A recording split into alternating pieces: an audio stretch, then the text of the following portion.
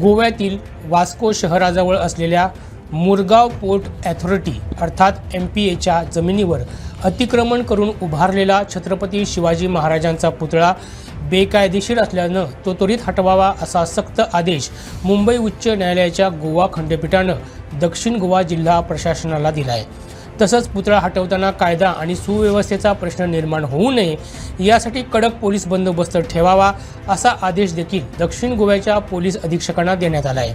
उच्च न्यायालयाचे न्यायमूर्ती वाल्मिकी मिनेझिस आणि न्यायमूर्ती अमित जामसंडेकर यांच्या खंडपीठानं 7 एप्रिल रोजी हा आदेश जारी केला आहे। काय आहे नेमकं प्रकरण पाहूया सविस्तर वृत्तांत। मुरगाव पोर्ट अथॉरिटीच्या मालकीची हेडलँड सडा भागात जमीन आहे। याच जमिनीवर शिवजयंतीला म्हणजे 19 फेब्रुवारी 2026 रोजी शिवप्रेमींनी शिवरायांचा पुतळा उभारला होता।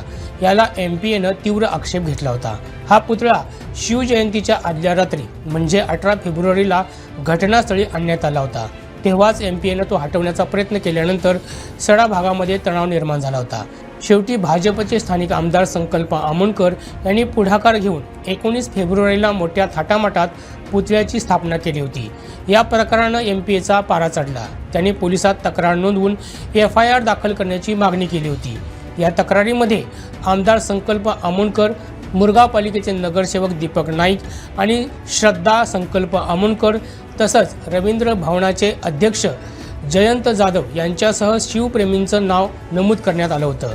नंतर हे प्रकरण उच्च न्यायालयात पोहोचलं। तिथं MPAच्या बाजूनं योगेश नाडकर्णी, सिमरन खाडीलकर आणि कुणाल नाडकर्णी यांनी बाजू मांडली।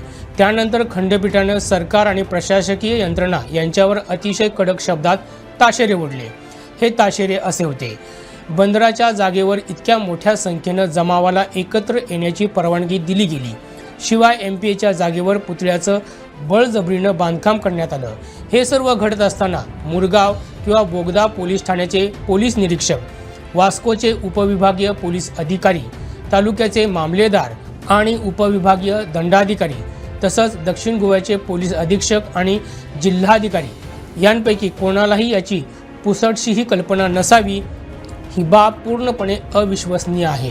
एकंदरीत वस्तुस्थिती पाहता दक्षिण गोवा जिल्हा आणि मुरगाव तालुक्यामधील प्रशासकीय यंत्रणा पूर्णपणे अपयशी ठरल्या आहेत। शिवाय या प्रकाराला स्थानिक आमदारांनीही संमती दिली। इतर प्रशासकीय यंत्रणांनी मूकसंमती दिली असं निरीक्षण उच्च न्यायालयानं नोंदवलं। आता या प्रकरणाची पुढील सुनावणी 4 मे रोजी होणार आहे। सध्या प्रशासनाकडून पुतळा हटवण्याच्या प्रक्रियेसाठी आवश्यक असलेल्या तयारीचा आढावा घेतला जात असून तणाव निर्माण होऊ नये यासाठी खबरदारी घेतली जात आहे। गोव्यासह महाराष्ट्रातील अशाच महत्त्वपूर्ण घडामोडी जाणून घेण्यासाठी आमच्या प्रुडंट मराठी YouTube चॅनलला सबस्क्राईब करा।